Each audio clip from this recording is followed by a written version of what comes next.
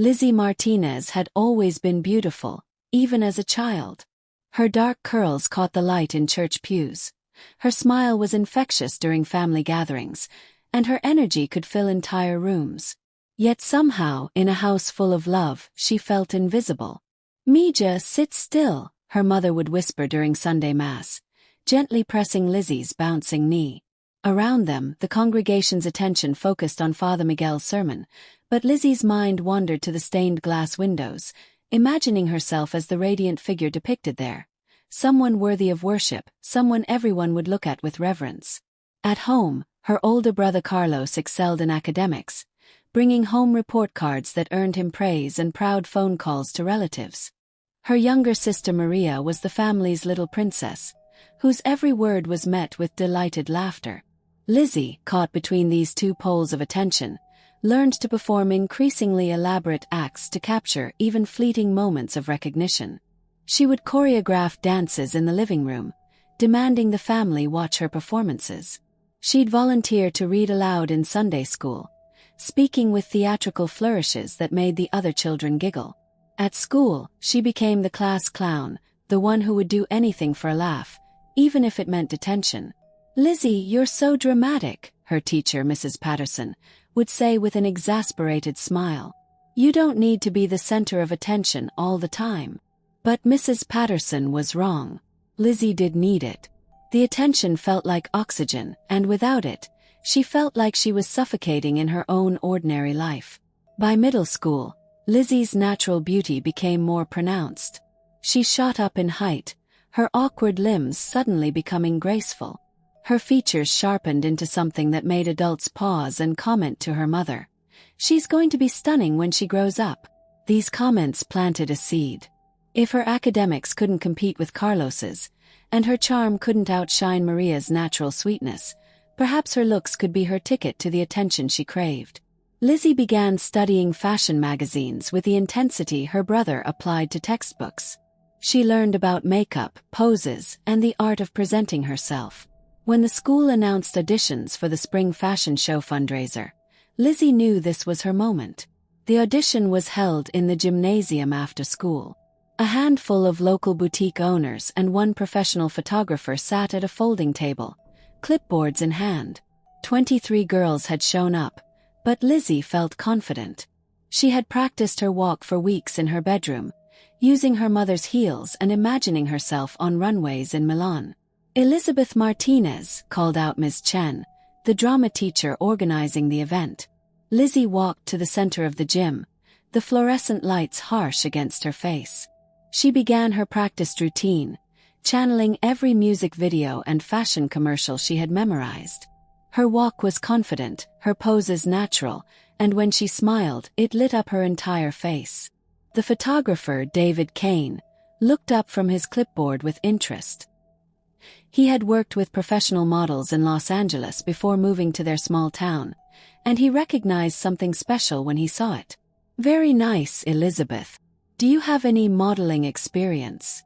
"No, sir, but I've been practicing," Lizzy replied, her heart hammering with excitement. "Well, you're a natural. I'd like to discuss some opportunities with you and your parents." Those words changed everything.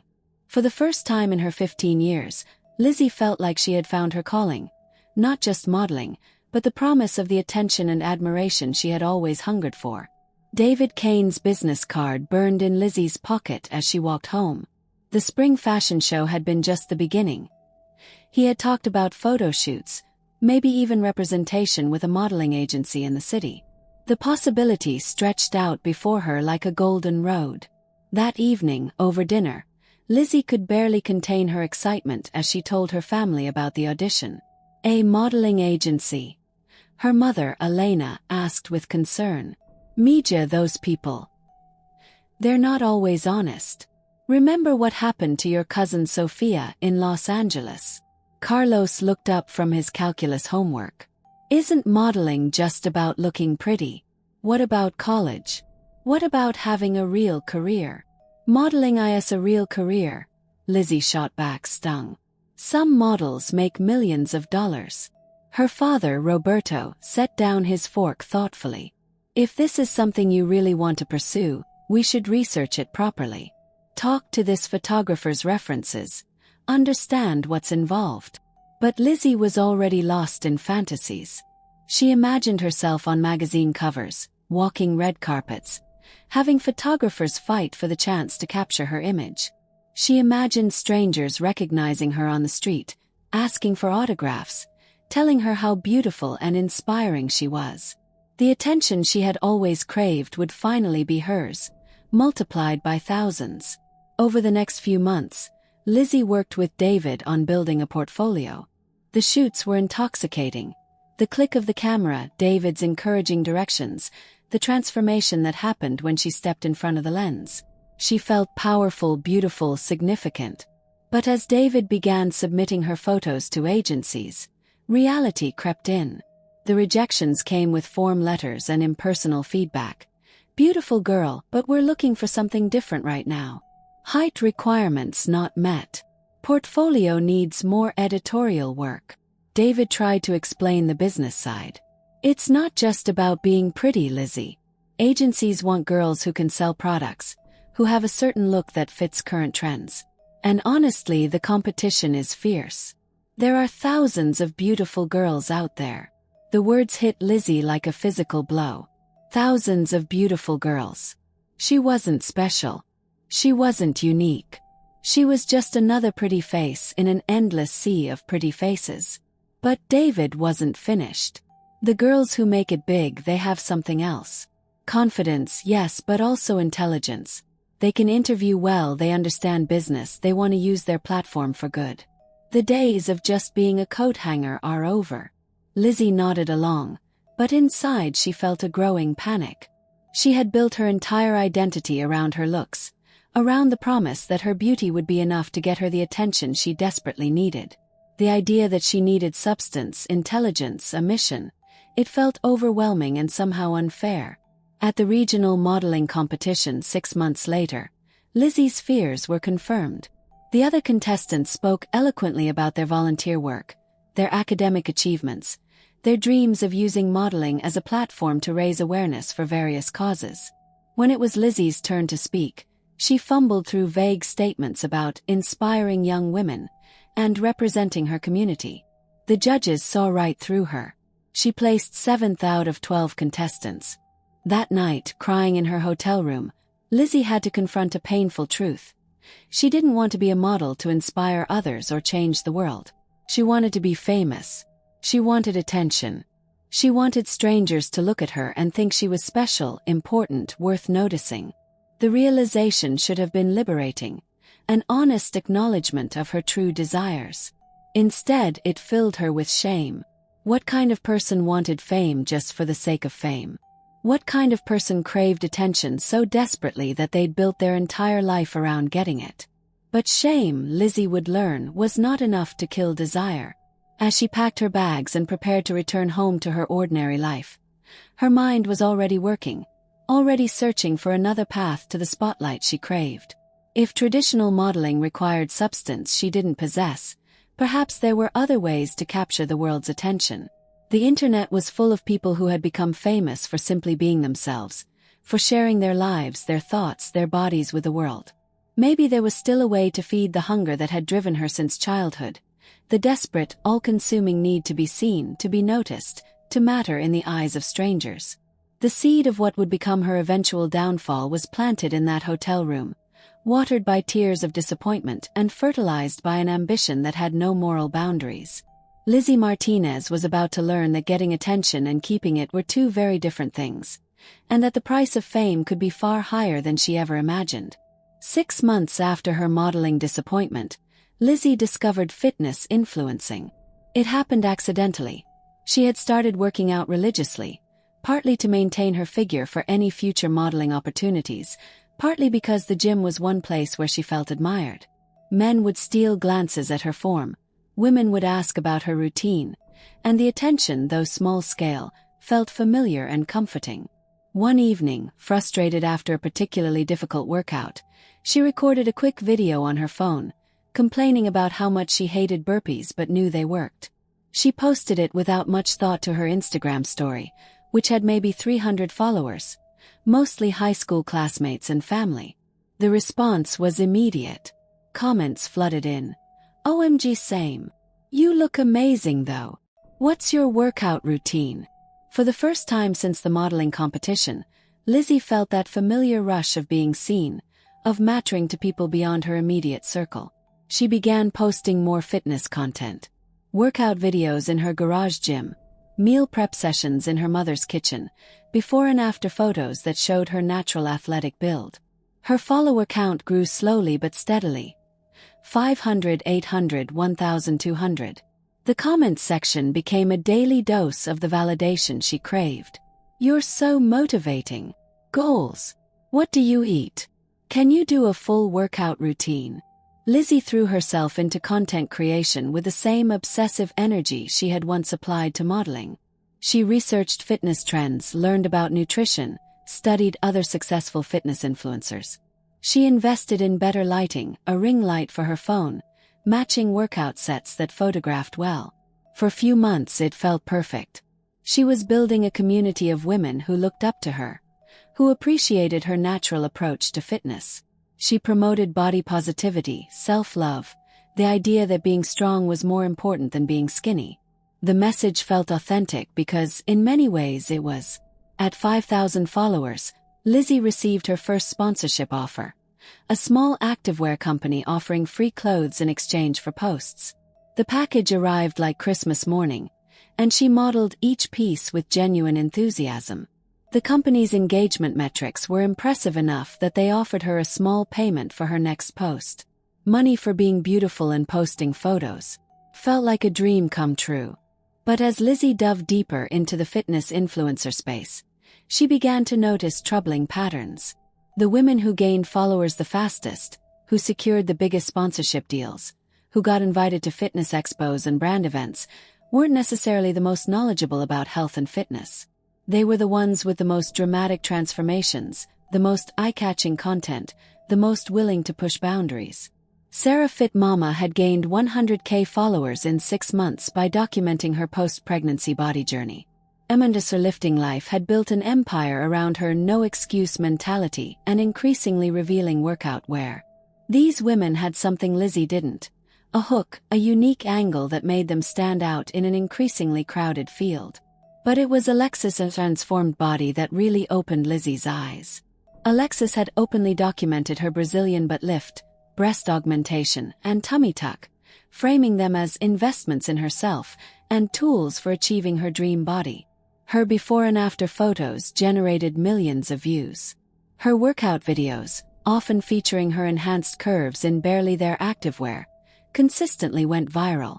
Lizzy watched Alexis's subscriber count soar past 500K while her own growth plateaued around 8,000 followers. The disparity was impossible to ignore. Alexis wasn't more knowledgeable about fitness. In fact, some of her advice was questionable at best. But she had what audiences craved: drama, transformation, and a body that defied natural limitations. The message was clear. In the attention economy, enhanced bodies got more attention than natural ones. Lizzy began to observe this pattern everywhere. The fitness influencers with BBLs and breast implants dominated the Explore page. Their sponsored posts commanded higher fees. Their workout programs sold faster. The algorithm seemed to favor enhanced bodies, pushing their content to wider audiences. Meanwhile, Lizzy's natural approach to fitness, strength training, balanced nutrition, body positivity, felt increasingly invisible. Her follower growth slowed to a crawl. Sponsorship offers became rare. The comments on her posts, once so enthusiastic, began to feel perfunctory. "You're so real," followers would comment. But Lizzy noticed they were following accounts that were anything but real. They praised her authenticity while double-tapping on photos of surgically enhanced bodies. They said they appreciated her natural approach while buying workout programs from women who had undergone extensive cosmetic procedures. The cognitive dissonance was maddening. Lizzy was giving them what they claimed to want: honest fitness content, realistic expectations, natural beauty standards, but they were giving their attention to the opposite. Late one night, scrolling through her Explore page, Lizzy found herself on Alexis's account again. A recent post showed Alexis in a barely there sports bra and leggings, captioned with a long message about loving yourself enough to invest in your dreams. The post had 45,000 likes and hundreds of comments praising Alexis for her honesty and inspiration. Lizzy looked at her own recent post, a thoughtful carousel about the importance of rest days, featuring photos of her in modest workout attire. 37 likes, 5 comments. The disparity hit her like a physical blow. She was losing the attention game to women who had bought their way to the top, who had surgically crafted the bodies that brought them fame and fortune. Her natural beauty, her authentic approach, her genuine knowledge about fitness. None of it mattered in a system that rewarded the most extreme, the most enhanced, the most willing to sacrifice authenticity for engagement. That night, Lizzy lay in bed staring at the ceiling, her mind racing. She thought about plastic surgery for the first time seriously. A Brazilian butt lift would cost around $8,000. Breast implants another $6,000. It seemed like such a small price to pay for the kind of attention Alexis commanded, for the sponsorship deals that could fund the lifestyle she dreamed of. But something held her back. Maybe it was pride, maybe it was fear, maybe it was the last remnant of the authentic message she had been trying to spread. She couldn't quite bring herself to take that leap, to admit that her natural self wasn't enough to compete in the attention economy she had chosen to enter. Instead, she began making smaller compromises. Her workout clothes became tighter, more revealing. Her poses became more suggestive. Her captions began to focus less on fitness education and more on empowerment buzzwords that performed well in the algorithm. She started posting more frequently about her diet, sharing what I eat in a day content that bordered on promoting restriction. The changes worked to an extent. Her engagement increased slightly. She gained a few hundred followers. But she was still playing catch-up in a game where the rules seemed stacked against natural bodies, authentic messages, and educational content. More troubling was how the changes affected her mentally. She found herself constantly analyzing her appearance in photos, comparing herself to enhanced influencers, feeling inadequate in ways she had never experienced before. The body positivity message she had once promoted felt increasingly hollow when she was secretly dissatisfied with her own natural form. The fitness influencer space, which had initially felt like a healthier alternative to traditional modeling, was revealing itself to be just as appearance-focused, just as competitive, and just as demanding of physical perfection, except now the perfection was surgically manufactured rather than genetically gifted. Lizzy began to feel trapped between her desire for authentic content and her hunger for attention. Every post became a calculation. What would get the most engagement? What would please the algorithm? What would make her stand out in a sea of enhanced bodies and manufactured transformations? The authentic fitness influencer she had set out to become was slowly being consumed by the attention-seeking performer she had always been underneath. The same desperate hunger for validation that had driven her to modeling was now corrupting her fitness journey, turning what could have been a positive platform into another vehicle for her deepest insecurities. As her first year as a fitness influencer drew to a close, Lizzy found herself at another crossroads. She could continue down this path of small compromises, slowly eroding her authenticity until she became just another enhanced body promoting unrealistic standards. She could invest in surgical enhancements and try to compete directly with the Alexises of the world. Or she could find an entirely different path to the attention she craved, one that didn't require her to maintain impossible physical standards or compete with surgically modified bodies. The decision she would make would change everything, setting her on a path toward destruction that would ultimately make her more famous than she had ever dreamed, but at a cost she couldn't yet imagine. The wake-up call came at 3:47 a.m. on a Tuesday in March. Lizzy had just finished filming a 12,000-calorie mukbang challenge, her largest yet, featuring an obscene spread of fast food from 5 different restaurants. The filming had taken 4 hours, leaving her feeling nauseated and uncomfortably full, but the adrenaline from another successful video had kept her wired. She was lying in bed, scrolling through the early comments on the video she had just uploaded, when the chest pain started. Sharp, radiating pain that made her sit up gasping. Her left arm began to tingle. Sweat broke out across her forehead despite the cool night air. At 25 years old and 320 pounds, Lizzy Martinez was having a heart attack. The ambulance ride was a blur of sirens and paramedic voices discussing her vitals in clinical terms that sounded like a foreign language. But one phrase cut through her panic.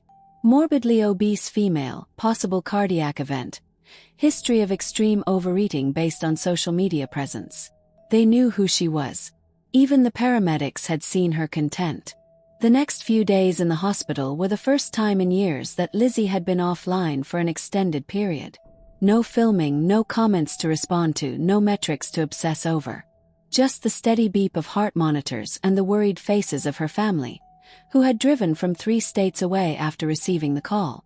Dr. Sarah Chen, the cardiologist assigned to her case, didn't mince words during their consultation. Lizzy, you're 25 years old with the cardiovascular system of someone twice your age. You have high blood pressure, elevated cholesterol, early signs of diabetes, and you just had a minor heart attack. Your body is shutting down. The diagnosis was extensive. Metabolic syndrome, fatty liver disease, sleep apnea, joint deterioration, and a host of other conditions directly related to her extreme weight gain. The doctor's words were delivered with professional compassion, but they landed like physical blows. I've seen your content, Dr. Chen continued. I understand you've built a career around this, but I need you to understand. If you continue on this path, you won't live to see 30. That night, alone in her hospital room, Lizzy finally allowed herself to confront what she had been avoiding for months. She pulled out her phone and scrolled through her own content with new eyes, seeing it as Dr. Chen might have, as the paramedics might have, as anyone concerned with her well-being might have. Video after video of self-destruction masked as empowerment. Comments from followers celebrating her weight gain as body positivity, while she slowly killed herself for their entertainment. Sponsors paying her to promote the very foods that had landed her in the cardiac unit. But perhaps most disturbing were the messages from young women who had followed her path. Screenshots of dramatic weight gains. Stories of abandoned health routines. Testimonials about learning to love their bodies by systematically destroying them. She had become exactly what she had once criticized. Someone promoting harmful behaviors under the guise of self-acceptance. The realization hit her with devastating clarity. In her desperate quest for attention, she had not only harmed herself but had influenced countless others to do the same. The platform she had used to gain fame had become a tool for spreading genuinely dangerous messages to vulnerable people. For the first time since childhood, the need for attention felt secondary to something else. Guilt, responsibility, and a growing understanding of the harm she had caused. Her followers noticed her absence immediately. #WhereIsLizzy began trending on TikTok. Speculation ran wild. Some worried for her health, others demanded new content, still others spread conspiracy theories about her disappearance.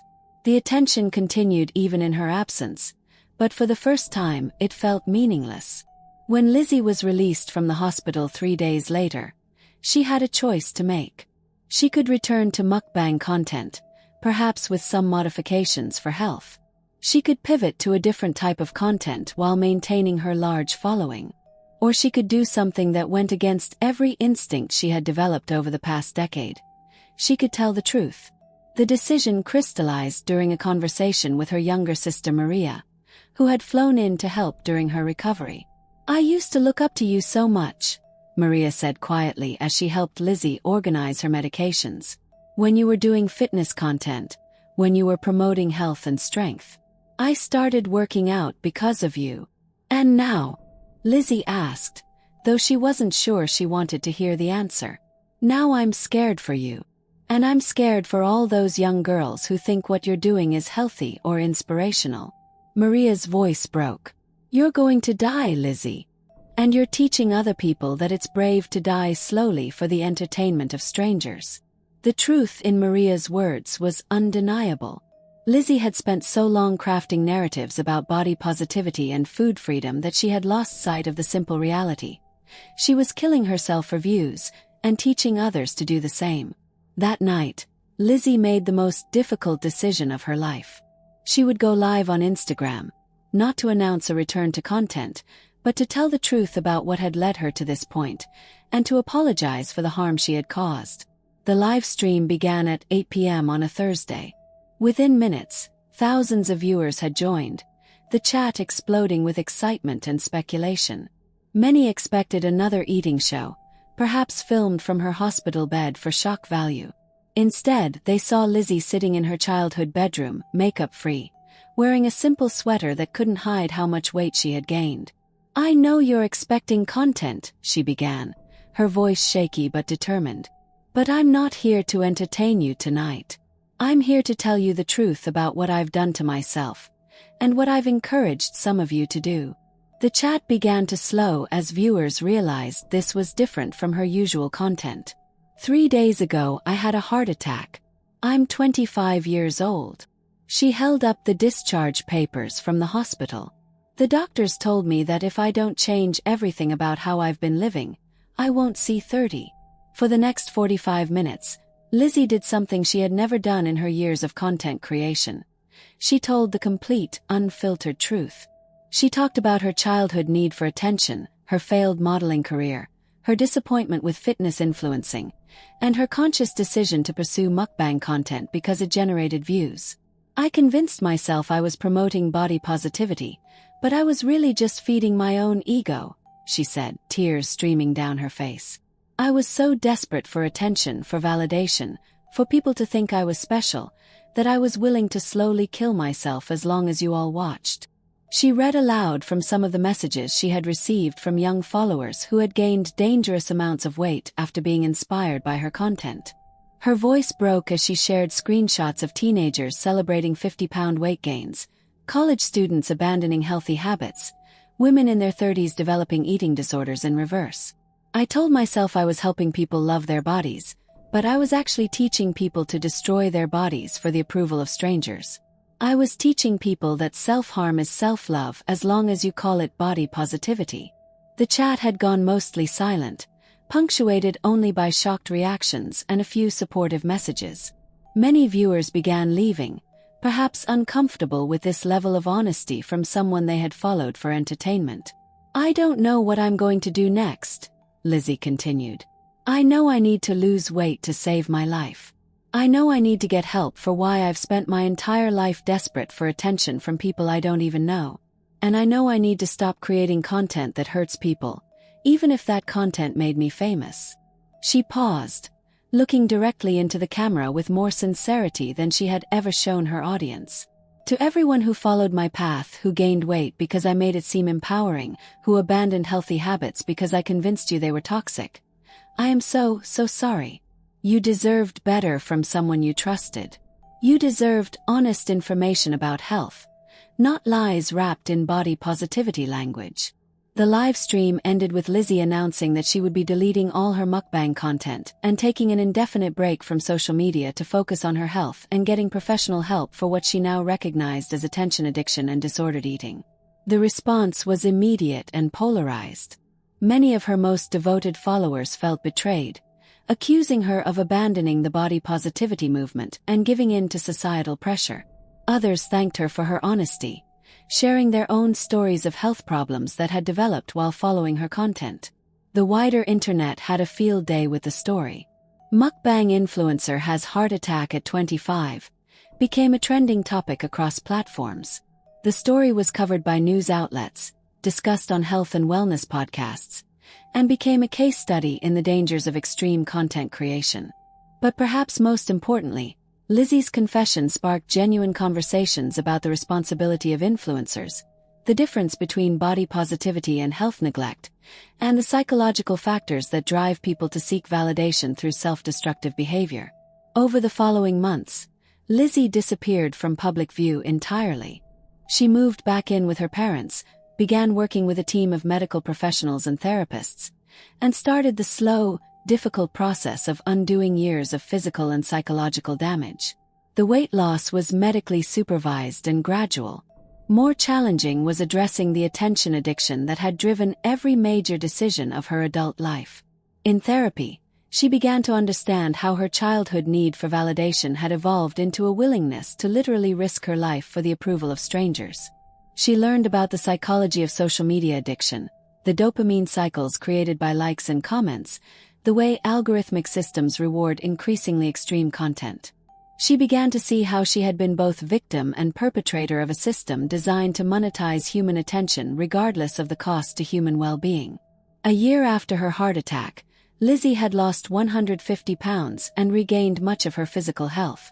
But more importantly, she had developed a sense of self-worth that didn't depend on external validation. She had learned to find meaning in private accomplishments, in helping her family, in small acts of service that no one would ever post about or celebrate online. She used the money she had made during her mukbang career to start a foundation focused on media literacy and helping young people develop healthy relationships with social media. She began speaking at schools and conferences about the dangers of seeking validation through online platforms, sharing her story as a cautionary tale.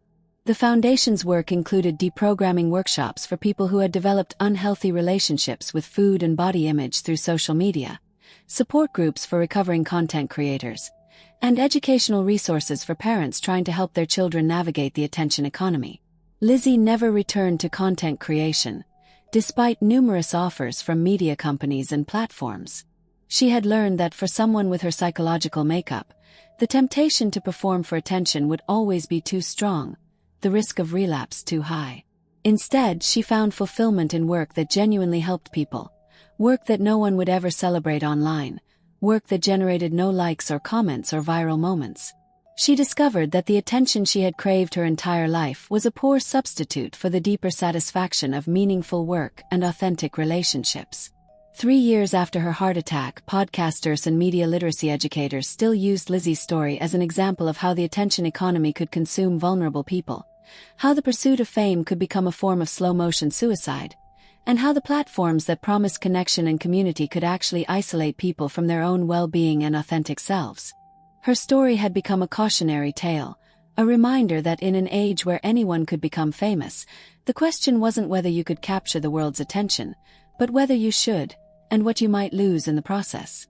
Lizzy Martinez had finally achieved a different kind of significance, not as someone to be envied or emulated, but as someone whose mistakes could serve as a warning to others. It wasn't the fame she had once craved, but it was perhaps more valuable, a legacy that could genuinely help people, even if she would never know most of the lives it touched. In the end, she had learned that the attention worth having wasn't from strangers on the internet, but from the people who loved you enough to tell you the truth, even when the truth was difficult to hear. And perhaps most importantly, she had learned to pay attention to herself, not as a performer seeking validation, but as a human being deserving of care, respect, and the chance to build a life worth living beyond the reach of any camera.